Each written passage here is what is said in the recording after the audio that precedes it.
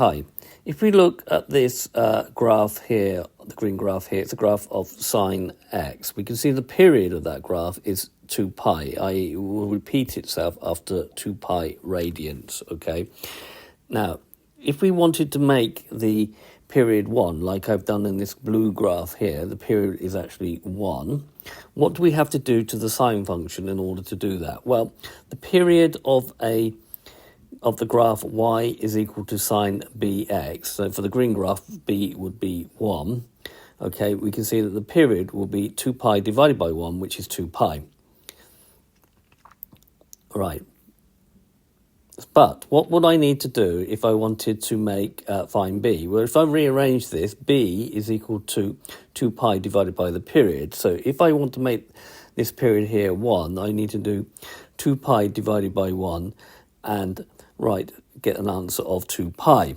So we can see that the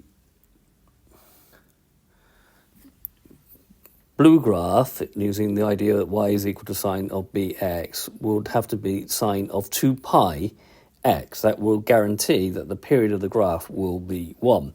If I wanted to make it 2, just let me move this a little bit down a little bit.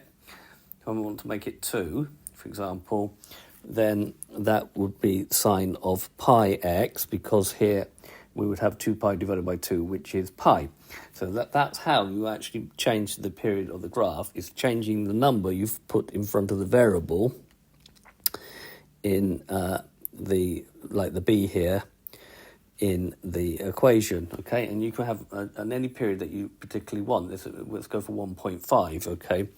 So that would be 2 divided by 1.5, which is 4 over 3 pi. So we've got the graph of sine of 4 over 3 pi. So that you can very easily see that. Now, mathematically, what are you doing? Let's just go back to the case where we had 1. So we wanted to make the period 1, okay? So what you need to do is, mathematically, the graph of y is equal to sine 2 pi x is a stretch in the x-axis, stretch factor 1 over 2 pi of the graph of y is equal to sine x. That's if you want to relate it to the transformations of functions, okay?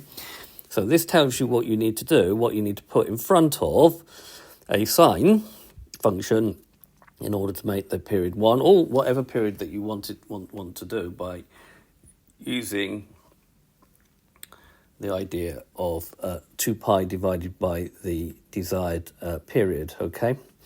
Now, the same is also true for cos as well, okay? Cos also has a period of 2 pi, okay? It repeats itself after 2 pi radians, okay?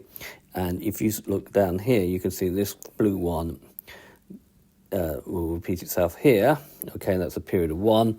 It's the same idea, you just have to put down a 2 pi in front of the x.